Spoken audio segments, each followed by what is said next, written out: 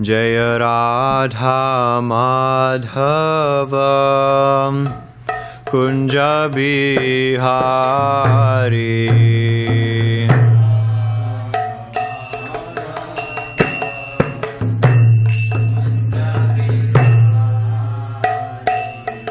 Jaya Radha Madhava Kunja Bihari.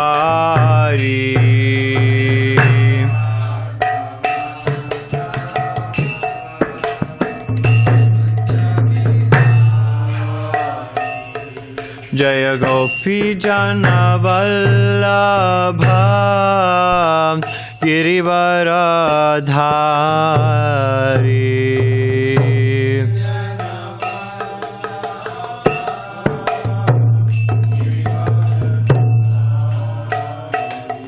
Jaya Gopi Jana Vallabha Girivaradhari.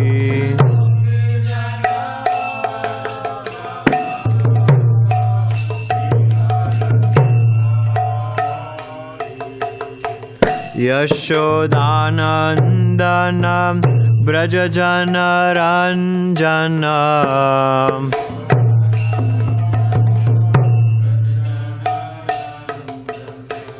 Yashodanandana Brajajana Ranjana.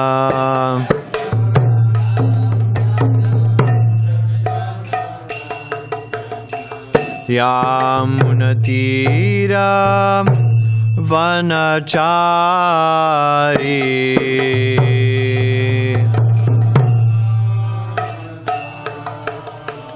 Yamunatira Brahmacari.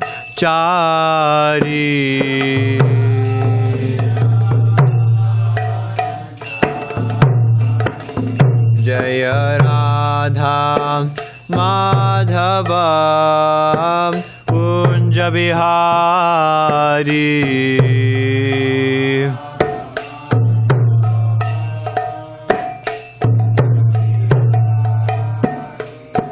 Jaya Radha Madhava Kunja Bihari.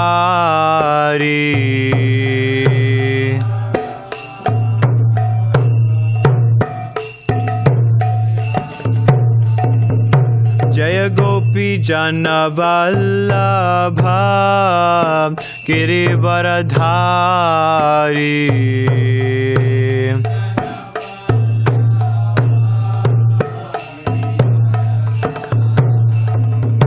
Jaya Gopi Jana Vallabha Girivaradhari.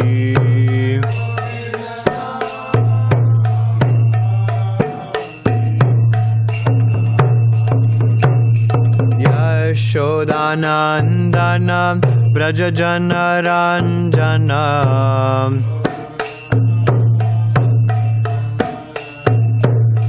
Yashodanandana Brajajana Ranjana.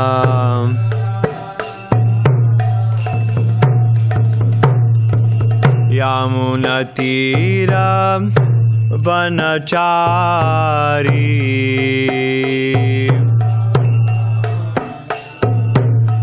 Yamunatira Brahmacari.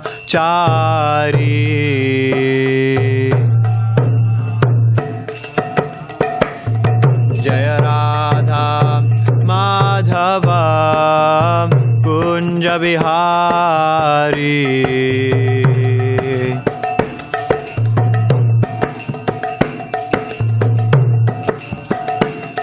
Jaya Radha Madhava Kunja Bihari.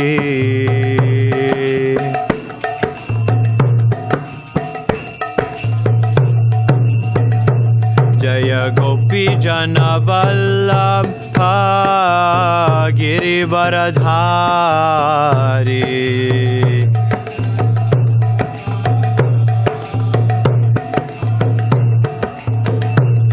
Jaya Gopi Jana Vallabha Girivaradari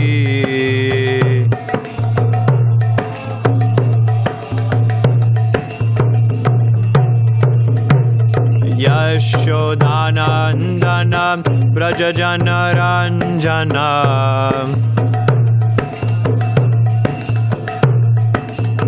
Yashodanandana Brajajanaranjana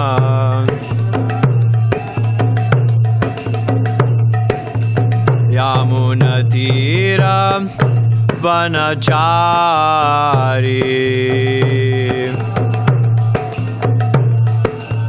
Yamunatira Vanachari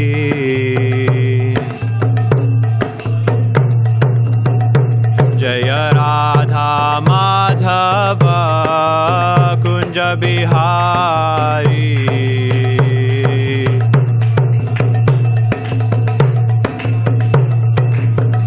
Jaya Radha Madhava Kunja Bihari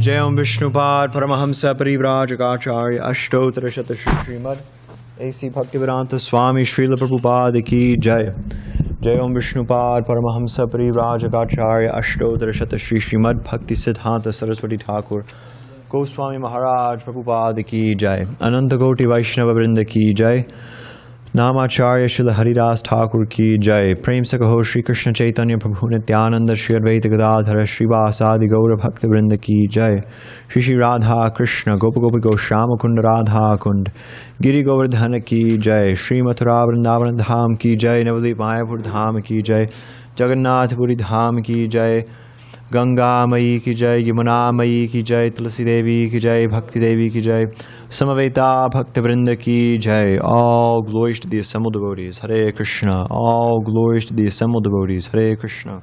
All glories to the assembled devotees. Hare Krishna. All glories to Shri Shri Guru and Shri Gauranga. All glories to Srila Prabhupada. Om Namo Bhagavate Vasudevaya. Om Namo Bhagavate Vasudevaya. Om Namo Bhagavate Vasudevaya. We're reading from Srimad Bhagavatam, Canto 6, Chapter 4, Text number 53.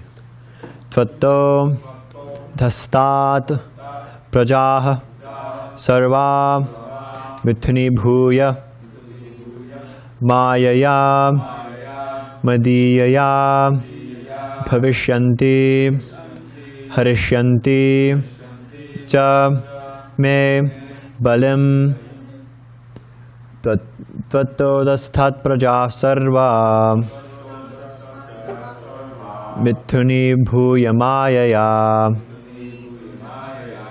madiyaya bhavishyanti harishyanti cha me balim Tvattodhastat praja sarva mithuni bhuya mayaya madiyaya bhavishyanti harishyanti cha me balim Tvattodhastat praja sarva mithuni bhuya mayaya madiyaya bhavishyanti harishyanti cha me balim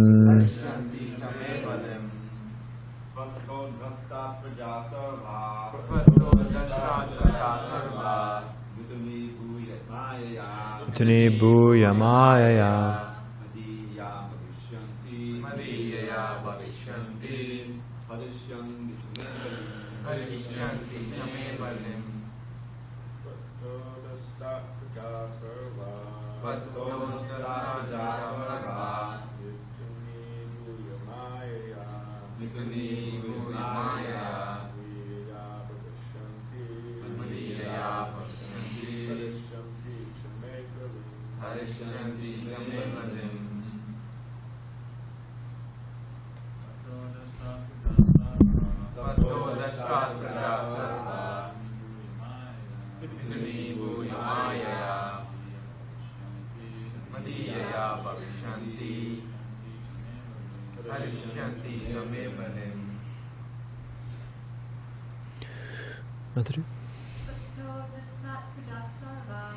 Dastat praja sarva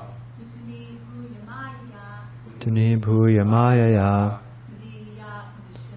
Madiyaya bhavishyanti Harishyanti chame balim. Anybody on Zoom?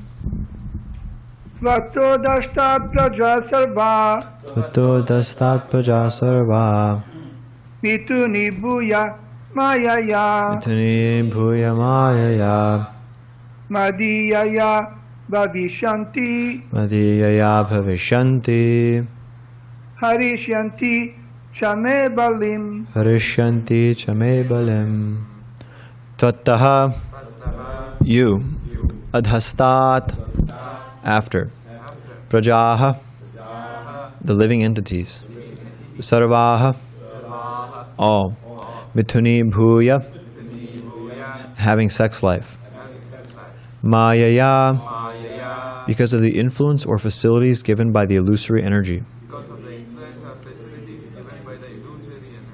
Madiyaya, my.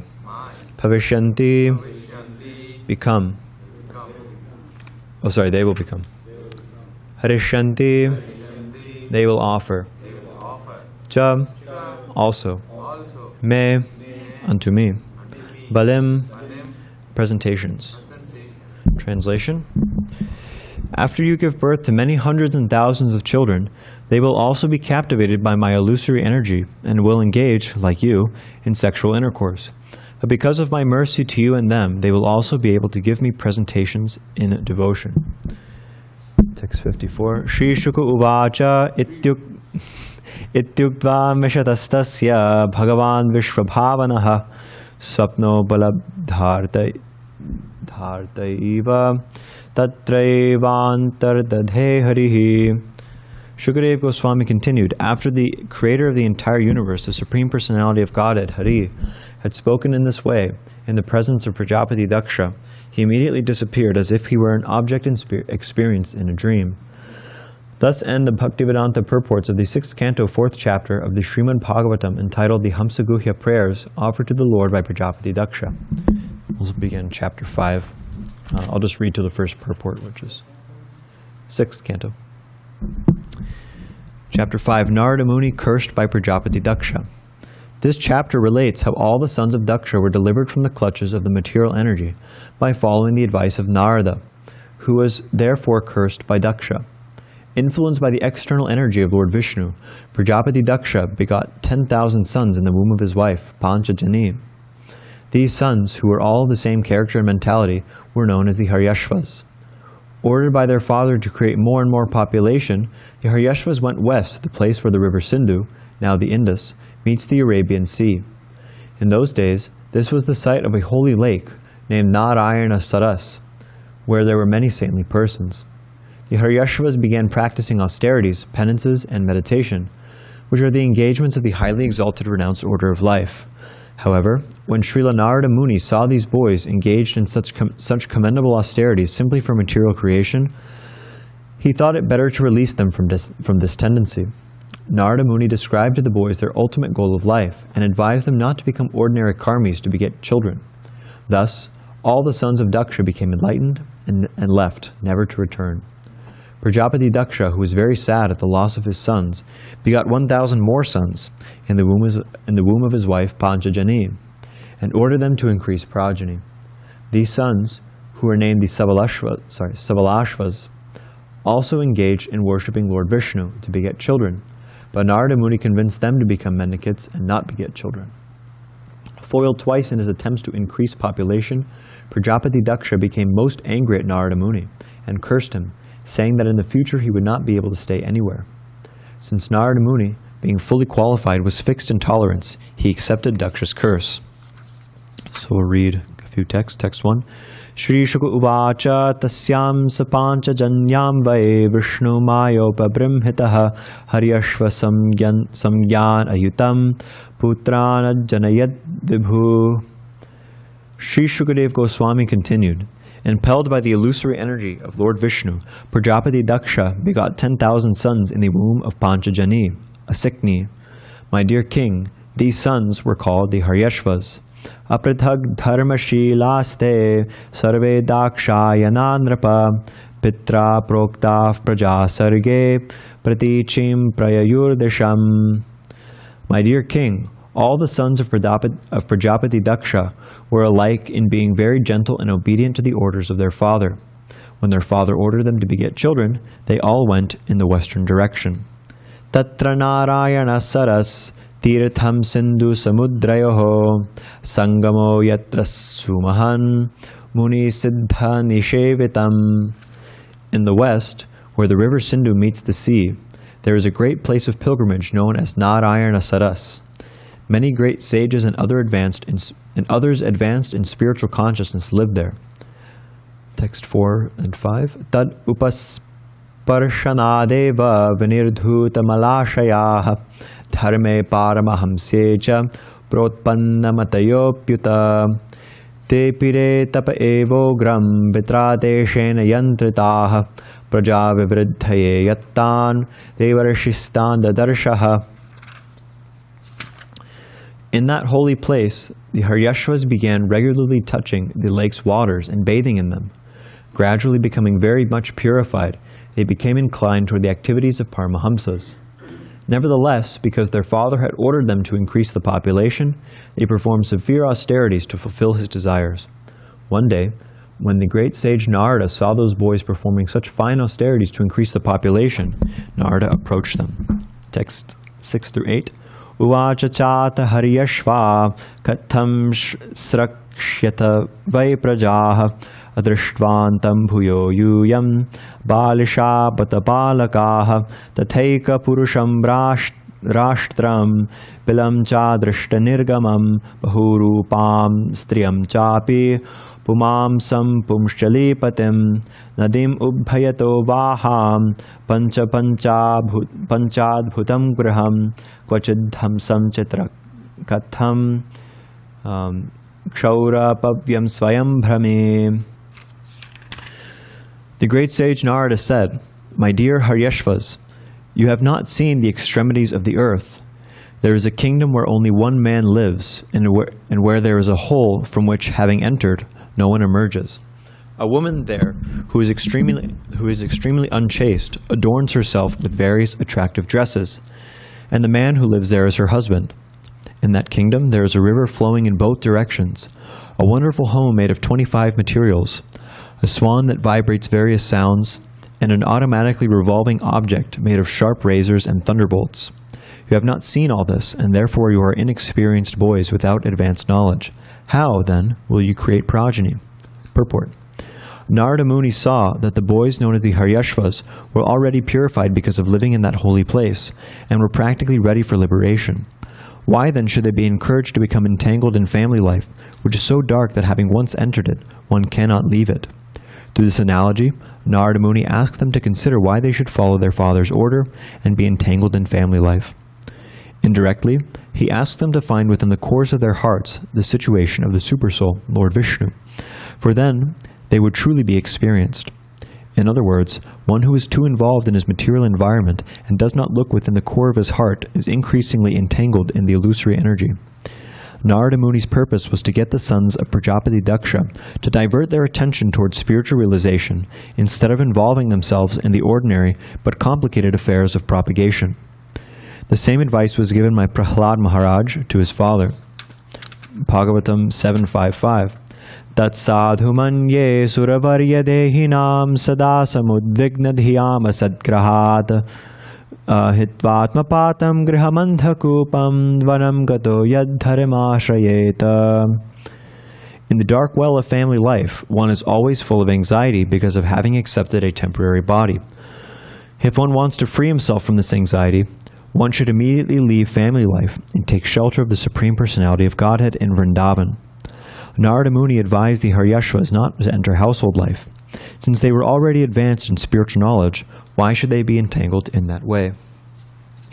Om Ajnanatimidandasya Jnananjana Shalakaya Chakshurunmilitam Yena Tasmai Shri Gurave Namaha Nama Shreshtham Manamapi Shachiputramatra Swarupam Rupam Tasyagrajam Murupurim Mathurim Goshtavatim Radha Kundam Girivaramaho Radhika Madhavasham Prapto Yasya Pradita Kripaya Shri Gurum Tam Natosmi Vandeham Shri Guru Shri Yutapadakamalam Shri Gurun Vaishnavamscha Shri Rupam Sagrajatam Sahagana Raghunatan Vedam Tam Sajivam Sadvaitam Savadutam Parijana Sahitam Krishna Chaitanya Devam Shri Radha Krishna Padan Sahagana Lalita Shri Vishakan Vitamscha Vanchakalpatarubhyascha Kripa Sindhubhevacha Patitanam Pavanebhyo Vaishnavebhyo Namo Namaha Jaya Shri Krishna Chaitanya Prabhu Nityananda Shri Advaita Gadadhara Shrivasadi Gaura Bhakta Vrinda Hare Krishna Krishna Krishna Hare Hare Hare Rama Rama Rama Hare Hare. So, sorry, I'm just going to organize myself here. So we're now beginning the narration of Nārada Muni's liberation of the sons of Prajāpati Dakṣa, the Haryashvas and the Savalashvas, and his subsequent cursing by Prajāpati Dakṣa. So a few things were touched on in this purport and some of the texts we read. The main, one of the main lessons from this is that this material world is full of a lot of anxiety, specifically anxiety to maintain one's life, maintain one's family, maintain one's happiness, one's good mood, one's good spirits. Maintain one's wealth, one's possessions, one's friends. The constant plight of the living entity in this world is that they're constantly trying to maintain the things around them in the situation that they're in. And there's many elaborate arrangements for this in the form of modern society. But unfortunately, the living entities, despite all this anxiety, despite all this endeavor to maintain the situation that they're in, everything in this world is temporary. It's dukkhalayam, ashashvatam. It's temporary, and then because it's temporary, it's miserable. The fact is that any arrangement that one makes in this world, any condition that one's in, that condition will change, that situation will change. There's a verse in the Bhagavad Gita to this effect, Jatasya hi dhruvam mrityur dhruvam janmritasya cha tasmada pariharyarte natam shauchatam arhasi.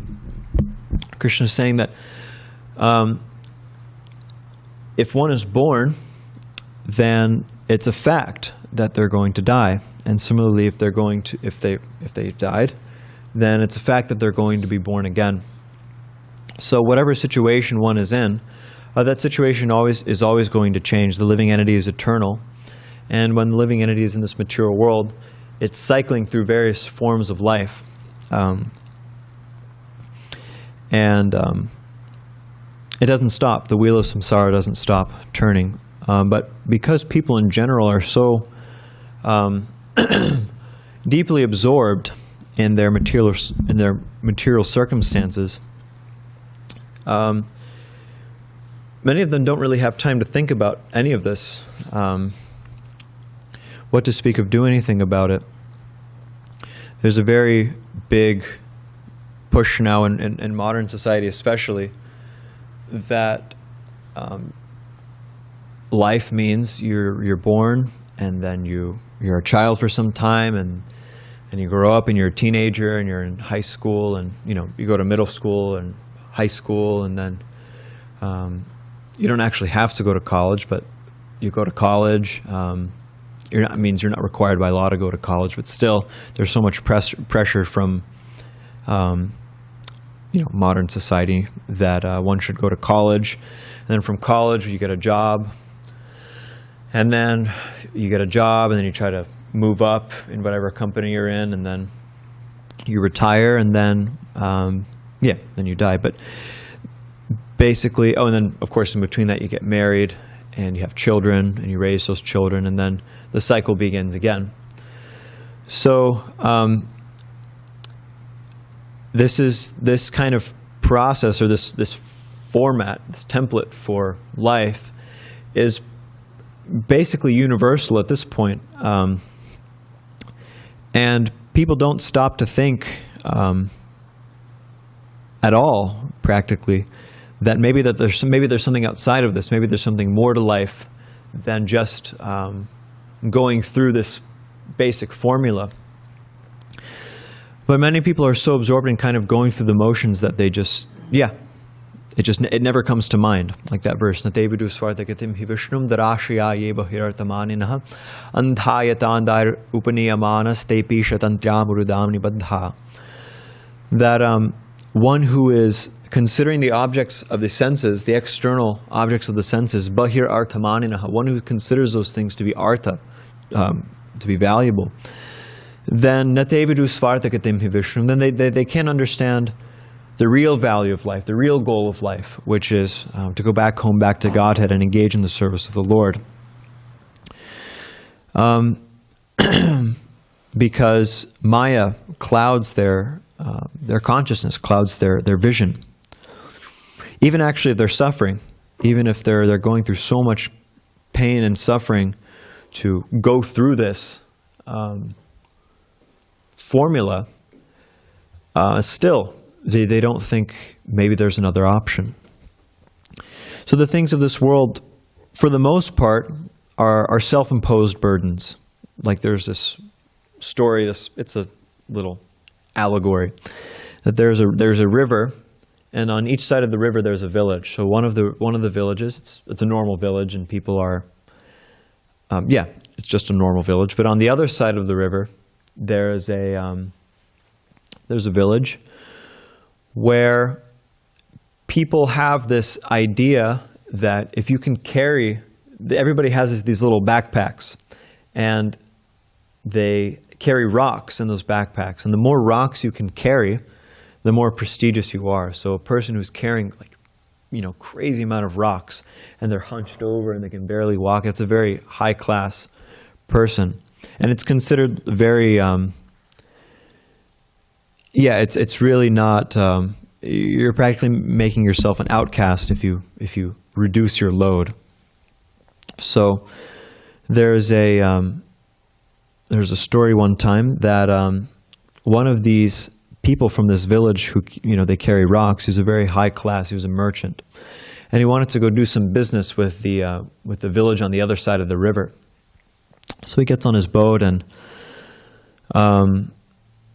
his boat, as he's going, because of the weight of his rocks, it springs a leak. And so he's almost to the other side. So his boat starts sinking, and he's got all these rocks on his back. So he's in the river, and he's calling out for help because he's weighed down by these rocks. And so a person from the other side of the river, they say, they're trying to help him. They say, just take off, just throw some of your rocks away, and you'll be able to swim. And he said, my rocks? Throw away my rocks? I'd rather die than throw away my rocks. And so, sure enough, he did die. He drowned in the water there. So the lesson from this little allegory is that our self-imposed burdens can drown us in the ocean of material existence. Therefore, Shastra generally advises, and definitely in this narration we're advised, that just don't accept them. Don't accept them at all. There's this verse, Kaumara acharet pragno dharman bhagavataniha. What is it? Durlabham manusham janma tarapyad dhruvam arthadam. That this human life is very short. Durlabham manusham janma, and it's very difficult to obtain. Only after traveling through 8.4 million different species of life can one attain this human form of life.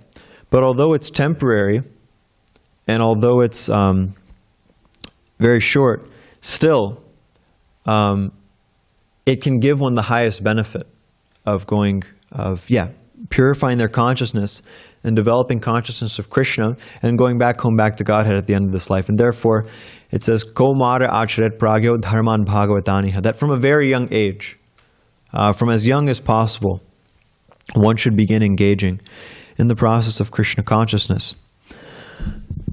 So, therefore, amongst other things, Srila Prabhupada emphasized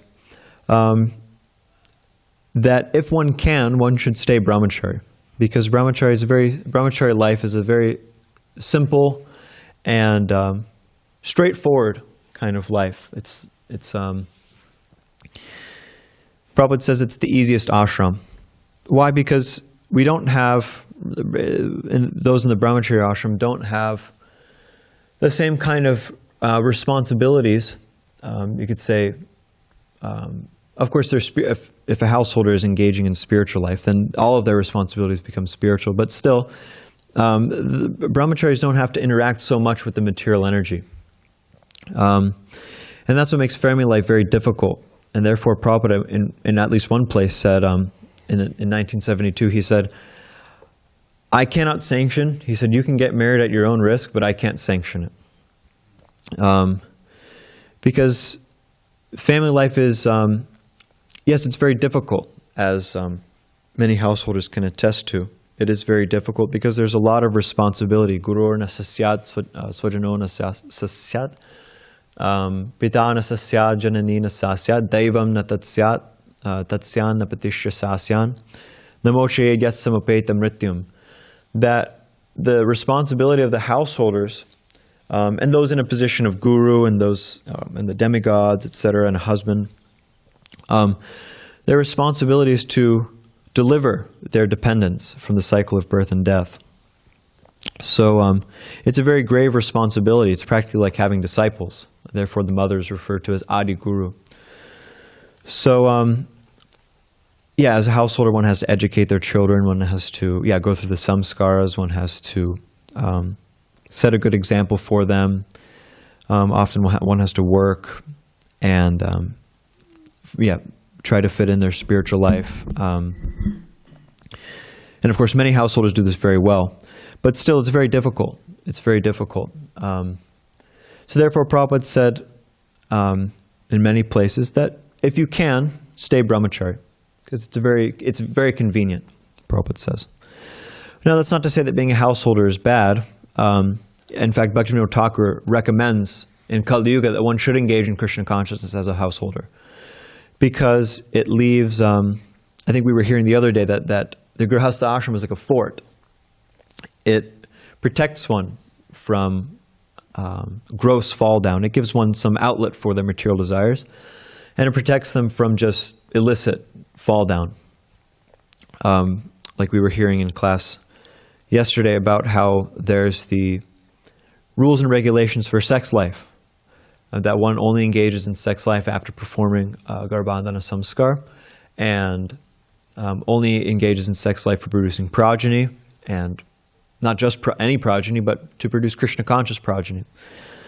And then, of course, delivering their children as much as they can. So it's a very grave responsibility. It's a necessary responsibility. And it's not a bad thing, like I said, but still, it's very difficult. Because, we don't have much time in this one life to engage in Krishna consciousness fully. There's a narration in the Bhagavatam, I think, at one point. And it breaks down exactly how much time we have to engage in the process of Krishna consciousness after sleeping and eating and all these different things. And it's not much. We don't have much time. Even if we do live a full life, there's not much time, but what to speak if we don't? And we don't know if we'll live a full life. We don't know if we'll live 100 years or 80 years or 30 years or 20 years. We don't know if we'll live another 5 minutes. There's this song by Bhaktivinoda Thakur, Dulabhamanava Janma, wherein he says, he's taking the role of a conditioned soul for our benefit here, but he says, I live a very carefree life. Sometimes I dress opulently, sometimes I dress very simply, sometimes I eat things I like, sometimes I eat things for my health, sometimes I go out and on the town, and sometimes I stay inside, depending on, however I feel like. And in this way, I live a very carefree life. And I never for once, for one moment, think that cruel death is sitting right next to me. So the fact is that cruel death is sitting right next to us. This world is a very cruel place, very cold and unforgiving place. And so we should not live carefree lives, so to speak, or we should not seek to live carefree lives, in the sense that we should always remember the goal of life. Not that we have to become, paranoid, or that we have to become like dull stones and hard-hearted and like this, but we shouldn't live carefree lives in the sense that we should always remember the goal of life. We should always remember where we're going, and we should therefore engage in the process of Krishna consciousness very determinedly, with intensity and with emotion, and constantly reassessing why we're practicing Krishna consciousness, because complacency in Krishna consciousness comes because we forget how temporary this life is. We forget how we're going to have to die very soon. But if we're constantly assessing and reassessing why we're engaging in Krishna consciousness, by hearing the words of Guru, Sadhu, and Shastra, by focusing very intensely on chanting the holy name, then we can be protected from this. So yes, we should be very determined in our Krishna consciousness, and we should try to, as much as possible, cut out those things which could be distractions. And of course, it's not artificial. Prabhupada said there's no point in being an artificial renunciant. If one has to, get married, if one has to, one we should acknowledge where we're at. But as much as possible, give up things which could be distractions to our Krishna consciousness. So anyway, short class. I'll stop there. We can have questions and comments if there's anything.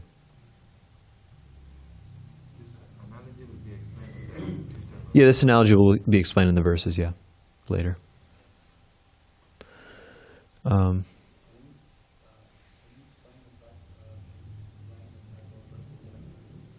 So the cycle of birth and death, so it begins when a living entity comes into this material world.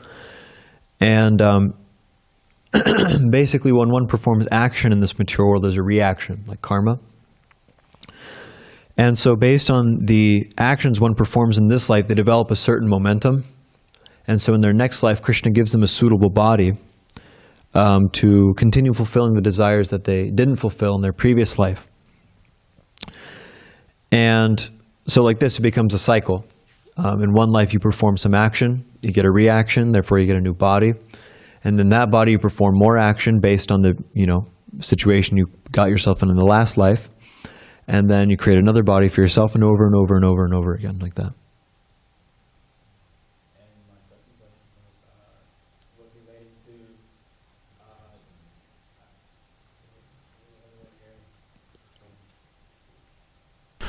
And my second question was related to. My second question was relating to the impregnation of the 1,000 or the many.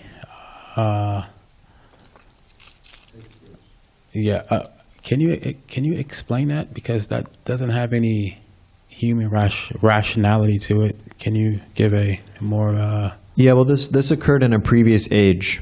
So in previous ages, women could have many, many, many children, and especially Prajāpati Dakṣa, because he was empowered specifically to create, to have children, and so was his wife. So.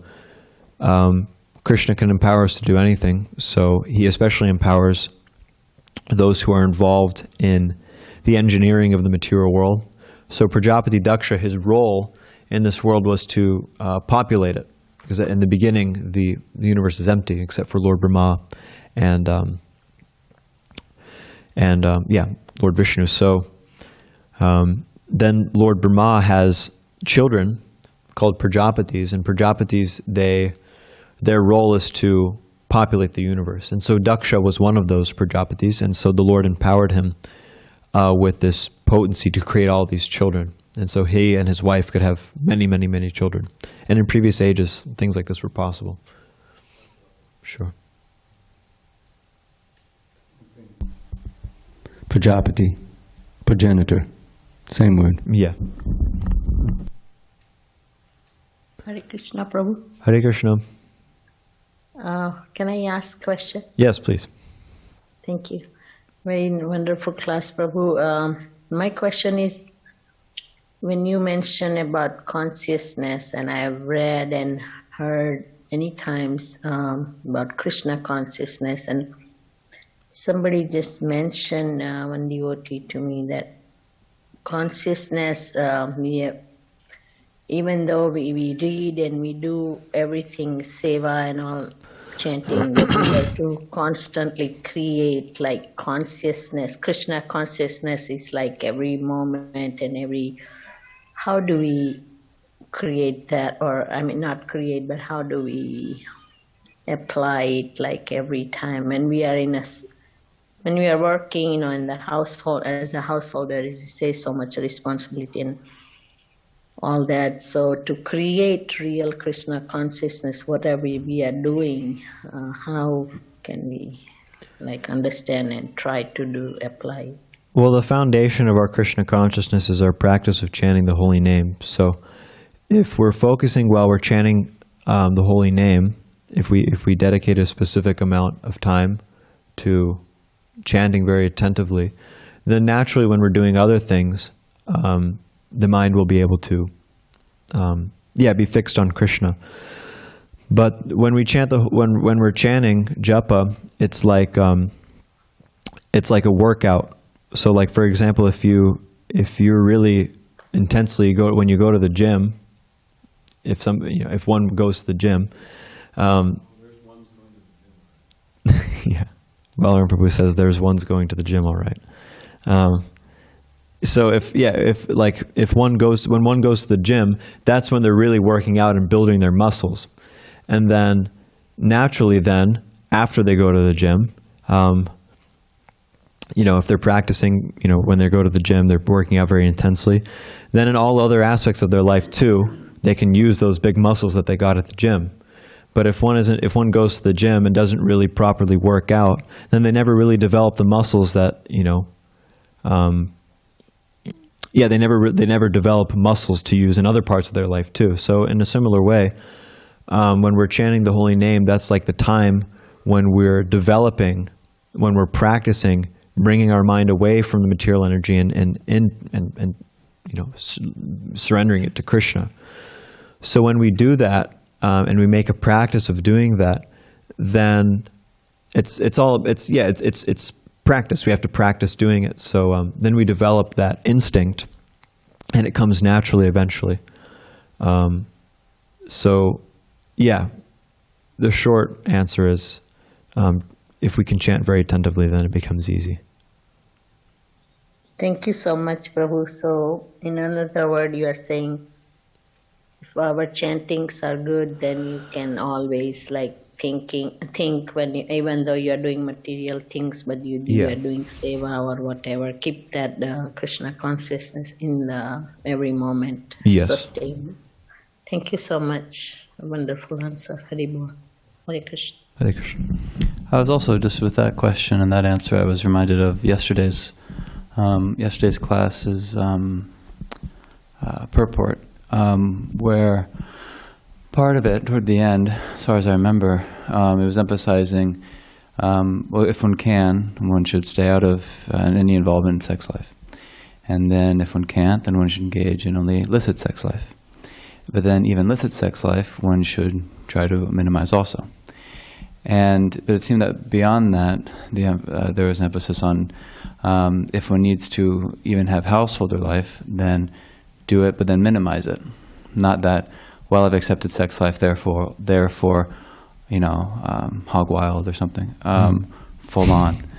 And same thing with householder life, and Prabhupada and yesterday's class, and from the fourth chapter purport, you mentioned how Nārada Muni needed to accept a wife, but then as soon as possible he got out. So he accepted household life because it was necessary for him, but then he minimized it. As much as he needed for his Krishna consciousness, he used, and then he got out.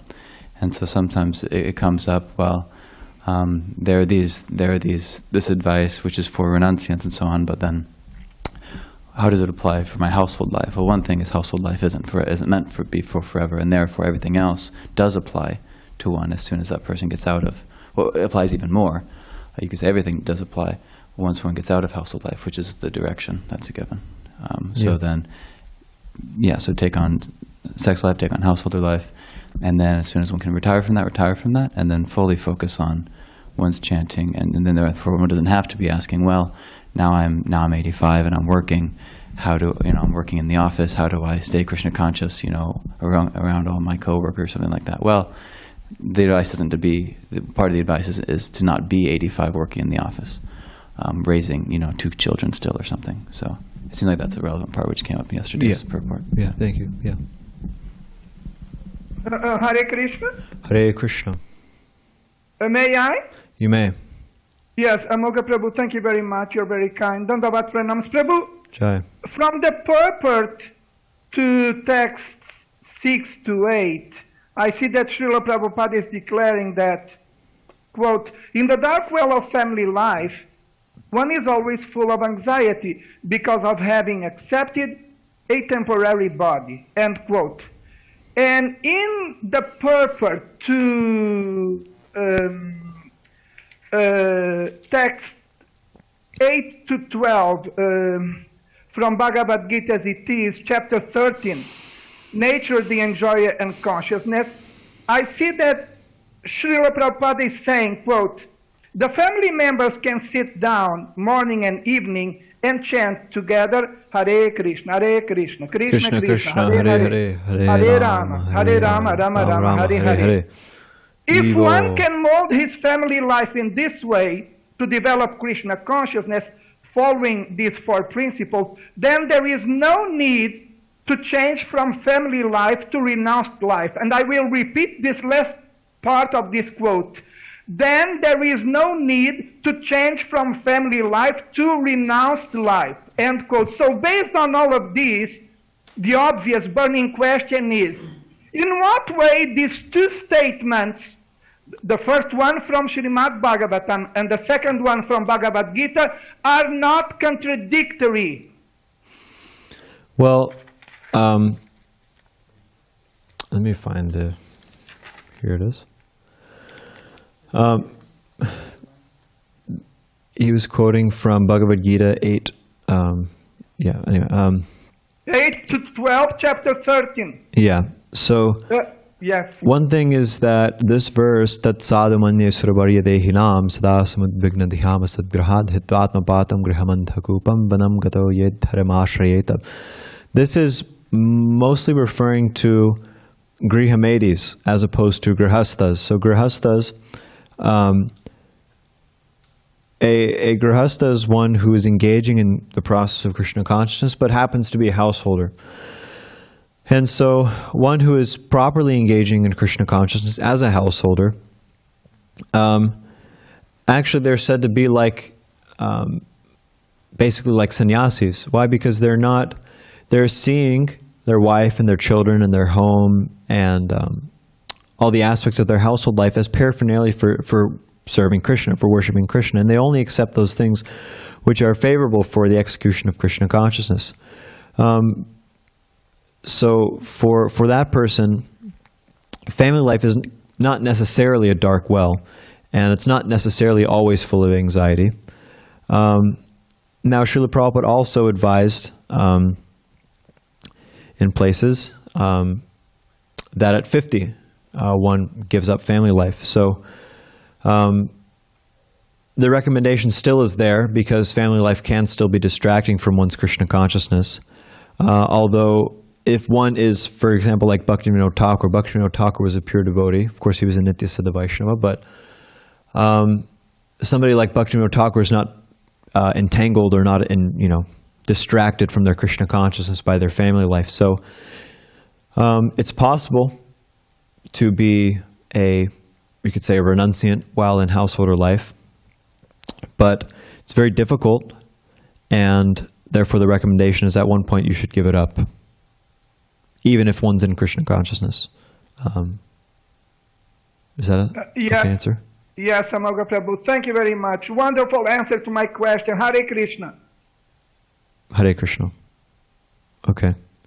Grantharaj Srimad Bhagavatam ki jai. Krishna.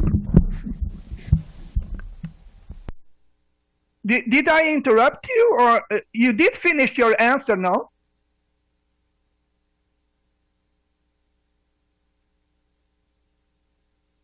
My answer is finished. Yes, thank you very much.